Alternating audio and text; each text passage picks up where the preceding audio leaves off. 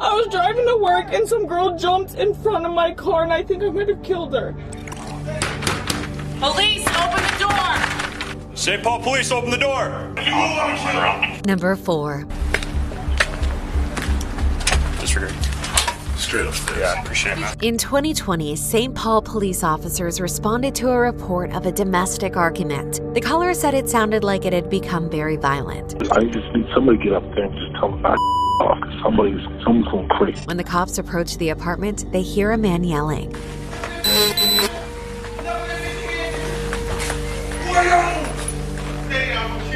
They knock on the door, but to no avail. Police, open the door! St. Paul Police, open the door! They finally kick the door and find 21-year-old Abigail Simpson's body. The hysterical man was later identified as 27-year-old Terrion Sherman. Look at me. Look at me. Look up at me. Okay. It's all right. No injuries. Make a hole down there, guys. Make a hole. Make a hole. Make a hole. Even in the cruiser, Sherman is acting erratically.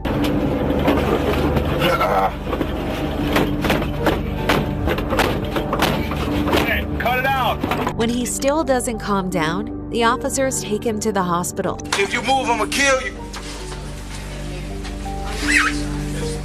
I need my meds. I need my meds.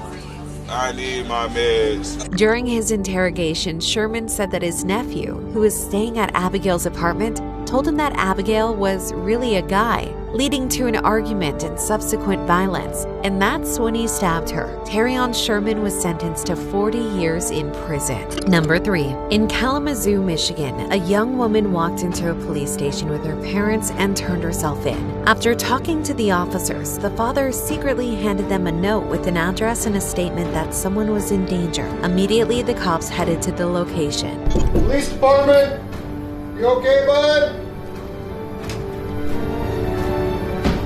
I have an empty bed, no mattress.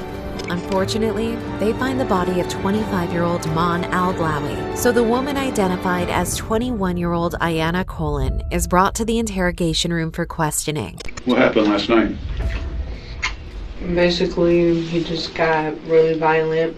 I think he was on some type of...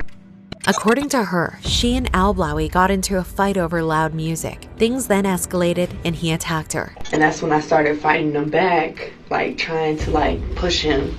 So I pushed him successfully, to the door, and he was reaching for the chain, trying to say I was hurting him. Ayanna claims that she was only defending herself. But when I'm put in a situation like that, I had to do what I had to do. She said once she realized he was dead, she spent an hour and a half sitting next to him crying, then left the apartment before contacting her family. Later that day, she turned herself in. I reached out to a couple people and I was like, I need you to pray over me and just pray for closure. While searching the apartment, the police found evidence consistent with Ayanna's story, but they also discovered that she had cleaned the apartment after the incident to cover it up. Ayanna Colin was sentenced to life in prison. Number 2. Lyft driver 35-year-old Brandon Cooper was shot during an attempted robbery in Dayton. After further investigation, police discovered that 2 young men used the Lyft app to lure Cooper by hiring him for a ride. They were soon identified as DeTravon Mitchell and Tylen Peaks. And Peaks is brought in for questioning. I woke up and I just seen the SWAT team because my friend woke me up. He said, "Bro, the SWAT team was outside." I said, "Why?" He said, "Bro, we gotta go outside." He's feigning innocence. You know exactly. Who did I murder? Who did I murder? His name is Brandon. I don't know who Brandon is. You don't have to know somebody who killed somebody, believe it or not. So that's trying to say I killed somebody? You were part of this murder scheme. What he doesn't know is that the other suspect, Mitchell, had already confessed to the murder. It's a terrible decision. But if you shot this man, just tell me you shot this man. Alright, okay. Huh? I did. You did it. Now Peaks realizes there's no way out of this. Do you feel bad about what happened? Yeah, I didn't know he got murdered. What did you think happened when he crashed? Got out. Did you see him get out? I told you I ran. I just ran. Investigations later revealed that Peaks was the main offender in 3 prior offenses that involved a plan to rob rideshare drivers.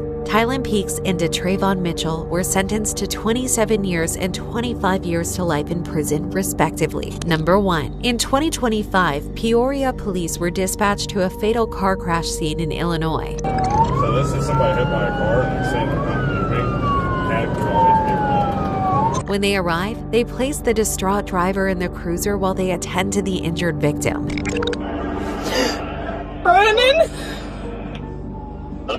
I was driving to work and some girl jumped in front of my car and I think I might have killed her.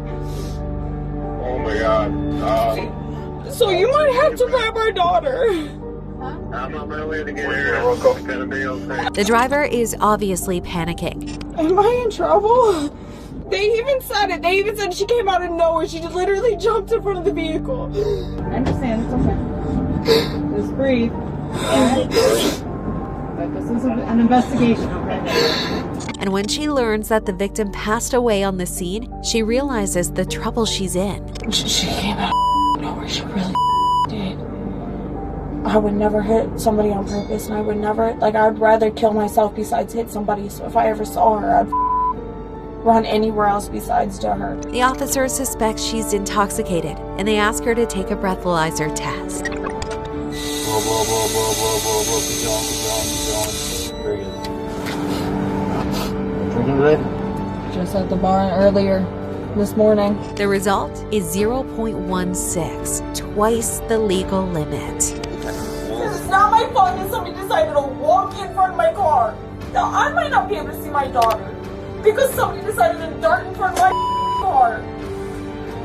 What do you from me?